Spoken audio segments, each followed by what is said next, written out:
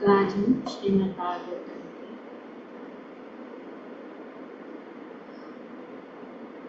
चौथे स्कंद के 9वें अध्याय के श्लोक संख्या 30 को पढ़ रहे हैं और उसको समझने की कोशिश।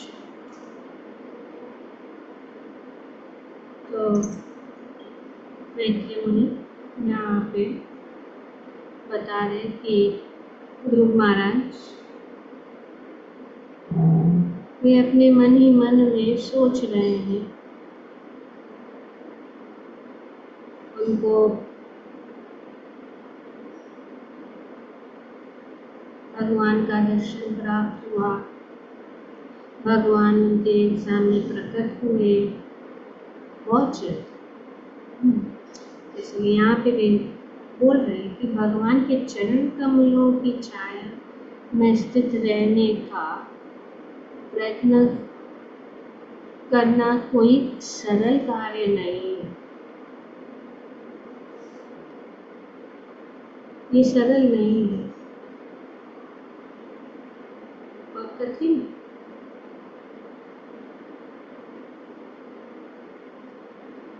बड़े बड़े ऋषि मुनि वे भी यम ब्रह्मा वरुणेन्द्र ऋतुमरुते स्तुवन्ति दिव्ये सर्वे वेदे सांग पदक्रम निषदे गायन्ति यं साम ध्यानावस्थितः तद्गतीनां मनसा पश्यन्ति यं लोकं शान्तिं सुरसुरगणानि तस्मै नमः। कि भगवान को बड़े बड़े ब्रह्मा जी से लेकर बड़े बड़े योगी जो अपने ज्ञान में भगवान को पकड़ने की कोशिश करते हैं, लेकिन भगवान ये जो है भगवान की महिमा, भगवान को प्राप्त करना इतना कठिन है, पर उन्होंने ये सब कुछ पा लिया बहुत जल्दी। उन्होंने 6 महीने और वे उदाहरण दे रहे हैं कि कितना कठिन है भगवान का चरण कमलों की छाया, भगवान का दर्शन प्राप्त करना बहुत कठिन है। फिर भी उन्होंने प्राप्त किया। वे सोचते कि सनंदन इत्यादि जैसे महान ब्रह्मचारियों ने भी, जिन्होंने समाधि में अष्टांग योग की साधना की, अनेक जन्मों के बाद भगवान के चरणारविंद की शरण प्राप्त की।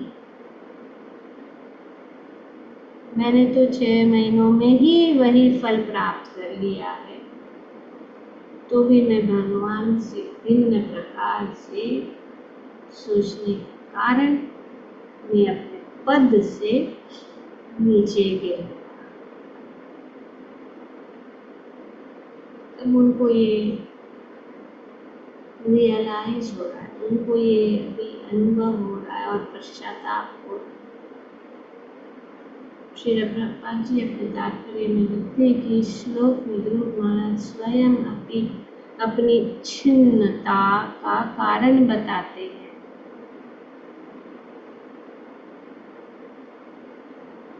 सर्वप्रथम वे पश्चाताप करते हैं कि भगवान का प्रत्यक्ष दर्शन करना आसान नहीं है,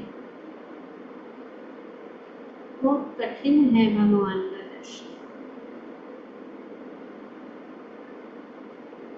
यहाँ तक कि बड़े बड़े साधु पुरुष पिता सनंदन इत्यादि चारों ब्रह्मचारी 4 कुमार सनंदन, सनक, सनातन तथा सनत कुमार अनेकों जन्मों तक योग अभ्यास करके समाधि में रहकर भगवान का प्रत्यक्ष दर्शन कर पाने में समर्थ हुए। अनेक जन्म, 4, और वे भगवान के दर्शन उन्होंने प्राप्त। और दर्शन प्राप्त करने के बाद भगवान के चरण कमलों में अर्पित तुलसी का जो सुंदर सुगंध उनके नासिका में जब पड़ी, तब दिव्य ज्ञान, भगवान की भक्ति, भक्त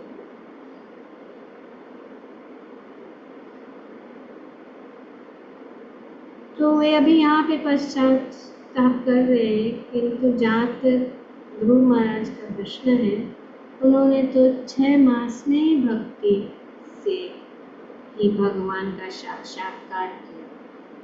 भगवान उनके सामने प्रकट हुए, बहुत सुंदर रूप से वर्णन किया किस प्रकार से भगवान जो है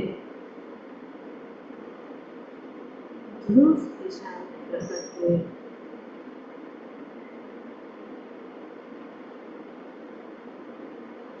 अतः उन्हें आशा थी कि भगवान से भेंट होते ही वे उन्हें तुरंत अपने धाम को लेते जाएं, तो उनकी आशा भी और आशा उनको एक्चुअली ये हो रहा था कि मैंने ये इच्छा रखी, मैं परदादा से भी बड़े राज्य की इच्छा रखी, और इसके कारण जो है भगवान मुझे अपने आप, जो मुझे ऐसा सुहावना अवसर था कि भगवान मेरे सामने और मैं उनके साथ भगवत धाम जा सकता था, और भगवान ने उनको क्या, भगवान ने उन्हें 36,000 वर्ष तक संसार का शासन करने का वर दिया।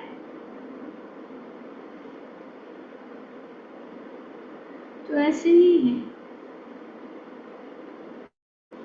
भगवान हमारे हृदय में परमात्मा के रूप में रहते हैं, इसीलिए ये सब कुछ जानते हैं हमें क्या चाहिए, कौन से भाव से हम भगवान की भक्ति करें।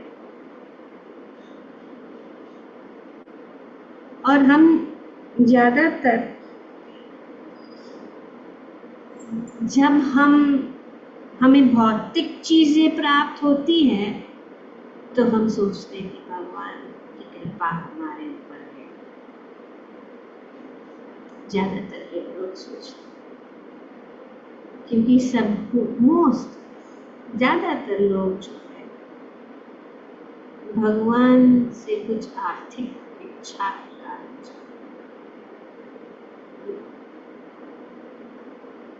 धन संपत्ति कर जय जगदीश हरे, तो इस प्रकार से इच्छा,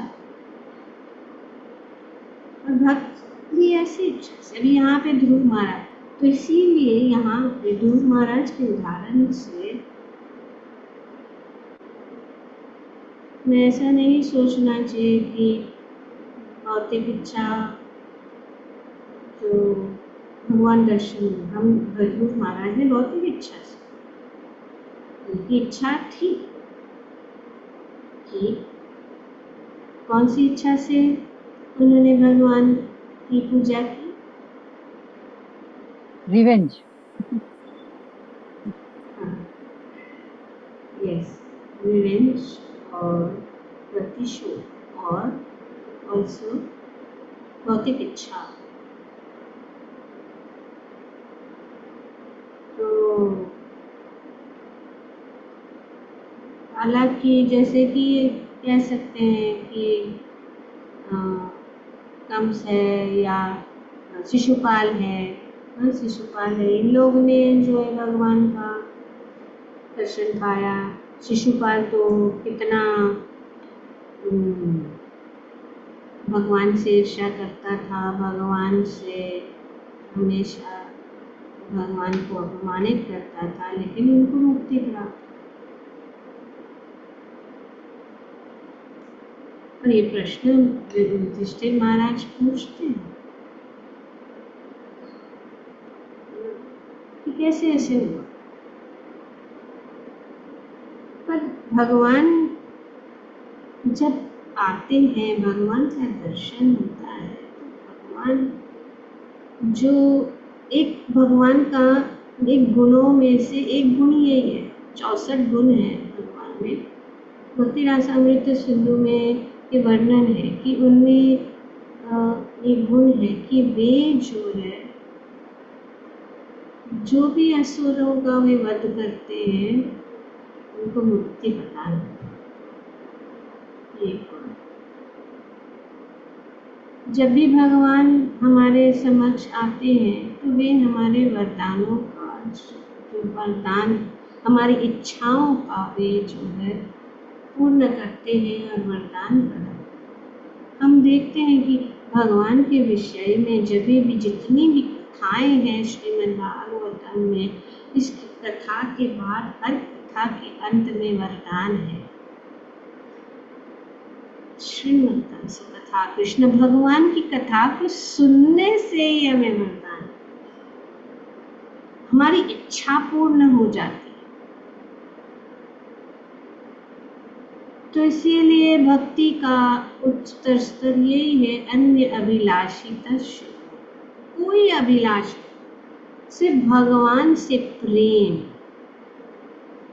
मैं नहीं जानता भगवान कौन है, क्या है, बस वे बहुत ही सुंदर है, वे बहुत ही प्रिय है, कोई बस उनसे प्रति मेरा प्रेम बनाए रहे, यही इच्छा होती। भक्त, ये उत्तम भक्ति का और अनुकूल जो भक्ति के लिए अनुकूल चीज, प्रतिकूल रूप में नहीं, जैसे कि कंस और जैसे कि यहाँ पे शिशुपाल वगैरह से भी होता है। जैसे कि अभी भगवान यहाँ ध्रुव की इच्छा मन में या हृदय में यही बात की कि वो बदला ले, और बदला लेने के लिए उनको बड़ा राज्य चाहिए था, बच्चा था, उनको समझ, तो हम भी सब ऐसे, हमें समझ नहीं है तो हम मांगते हैं, और जब हमारी मांगे पूर्ण हो जाती तो हम खुश, हाँ भगवान की कृपा हमारे। पर एक्चुअली बाद में अरे हमने तो ये, अभी ये सब भगवान ने हमें दिया है, अभी ये तो झंझट का कारण बन गया, ये तो सब झंझट है। जो कुछ भी भौतिक चीज हमारे पास प्राप्त हो जाती है, उससे झंझट ही, झंझट भर। तो ये उन्होंने देखा कि अरे भगवान ने मेरी जो इच्छा थी, अभी मैं झंझट में फंस, और यही वो आगे देखते हैं ध्रुव जीवन में किस प्रकार से। तो यहाँ पे वे कह रहे हैं कि भगवान ने उनको ये राज्य दिया क्योंकि वे प्रारंभ में भौतिक शक्ति के वश में थे। तो हम सब भौतिक शक्ति के वश में ही हैं। जब सब कुछ अच्छा चलता है तो हम सोचते हैं कि भगवान की कृपा हमारे ऊपर है,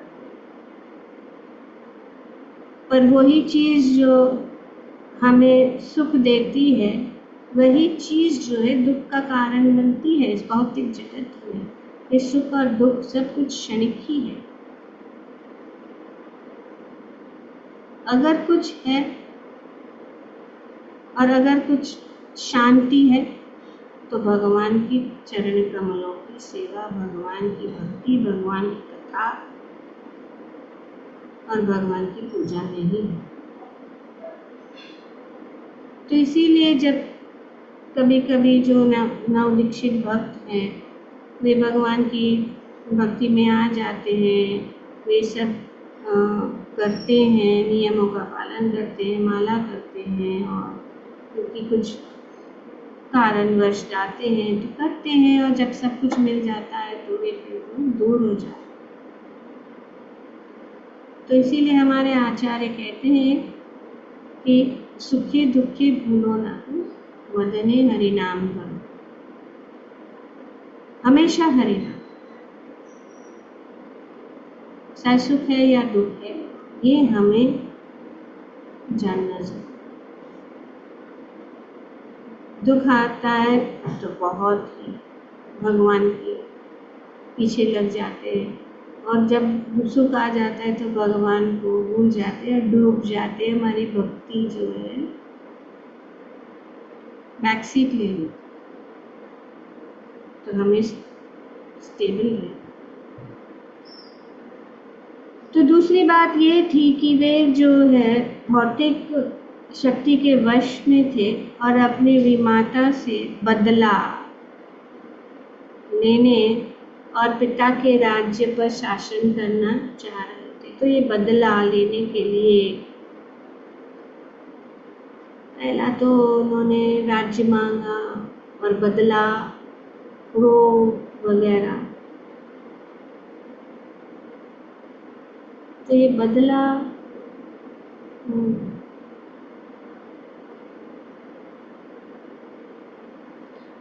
हम देखते हैं, हमारे जीवन में भी हम देखते हैं कि अगर किसी ने कुछ हमें कह दिया तो हम उसका बदला लेना चाहते हैं। गुरु महाराज को इन दोनों विचारों के लिए और पश्चाताप। तो ये प्रभुपाद बताते हैं कि he was repenting his revengeful attitude, this revengeful attitude towards other living entities. So when we read in English translation, we can understand this.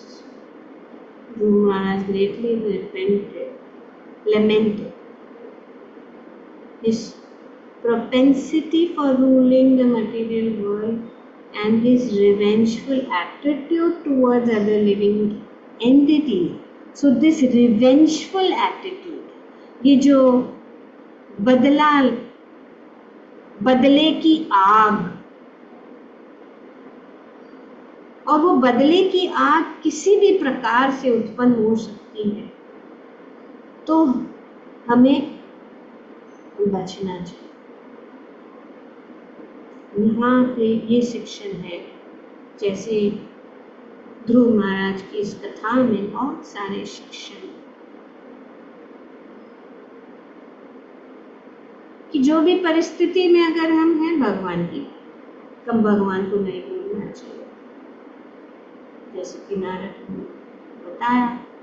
और गुरु के आदेशों का पालन अगर हम अच्छी तरह से करें तो हम सफलता प्राप्त कर सकते हैं, जिस प्रकार से ध्रुव महाराज ने किया। अगर हमारे हृदय में अगर कोई भी भौतिक इच्छा है तो भगवान जानते हैं और भगवान उनको जो है पूर्ण करते हैं। उनको बोलने, हमें कहने की कोई ज़रूरत नहीं है, वे जानते हैं। प्रमाण कितना, हम कितना भगवान को चाहते हैं, भगवान जानते हैं। और दूसरा है कि बदला, रिवेंज।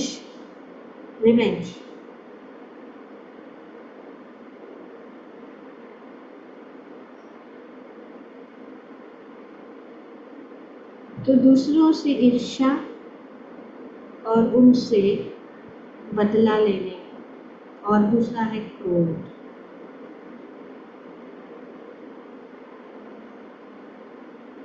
तो अगर ये मिश्रित है, भक्ति में भी अगर ये चीजें, भक्ति भी कर रहे हैं लेकिन ईर्ष्या करते हैं दूसरे भक्तों, अगर हम भक्ति करते हैं दूसरों से बदला लेने की हमारी इच्छा होती है, और अगर हम भक्ति करते हैं और क्रोध है दूसरों के प्रति, जो यहाँ पे प्रभुपाद जी बताते हैं अपने कार्य,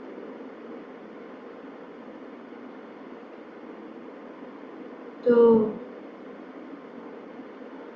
इससे कारण जो है हमारे बुरे कर्म जो है जमा हो जाते हैं भक्ति में रहने से, वो बैलेंस हो जाता है, बैलेंस होता है, फ्री नहीं हो रहा। तो हमेशा क्षमा, जैसे कि भागवतम में देखते हैं कि द्रौपदी की कथा है, जिसमें द्रौपदी किस प्रकार से अश्वत्थामा ने उनके जो उनको मार दिया, और अर्जुन और भगवान भी उनको लेकर उनके सामने आए, और जब द्रौपदी ने उनका हाल देखा तो उन्होंने उनको क्षमा, उसको छोड़ दिया,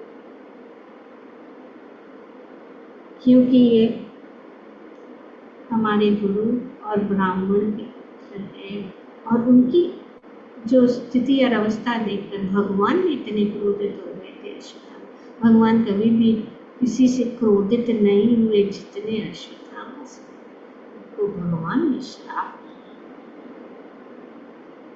तो द्रौपदी ने कहा नहीं, छोड़।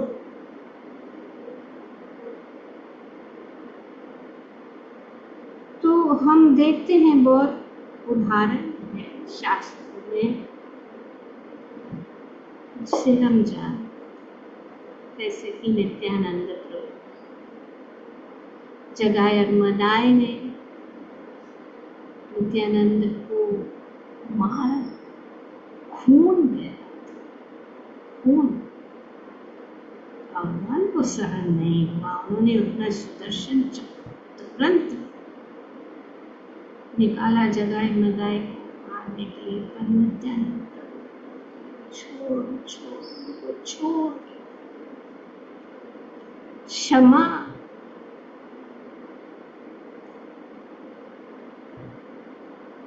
महाभारत में भी हम देखते हैं कितना जो है ईर्ष्या का वो पांडवों के प्रति, पर पांडवों ने कहा मैं युद्ध नहीं, अर्जुन कह रहा मुझे युद्ध नहीं करना है, नहीं चाहिए मुझे ये राज्य, नहीं चाहिए।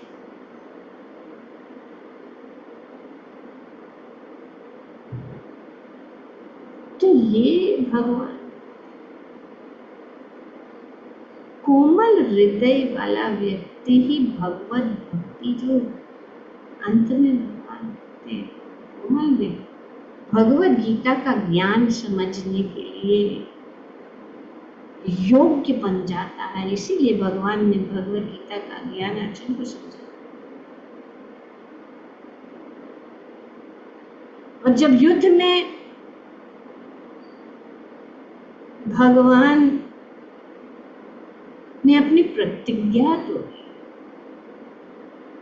प्रतिज्ञा तोड़ने के लिए तैयार हो गए अर्जुन को बचाने के लिए, कि भीष्म इतना वो युद्ध कर रहा था, अर्जुन को मारने मार।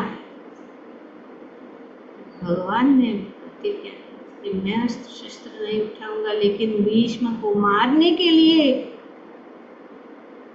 भगवान ने जो है रथ के पहिए को उठाकर भीष्म देव को मारने के लिए आगे बढ़े, और अर्जुन भगवान की चरण को पकड़ रहे हैं और भगवान को कह रहे कि आपने प्रतिज्ञा ली है, मत करो मत करो।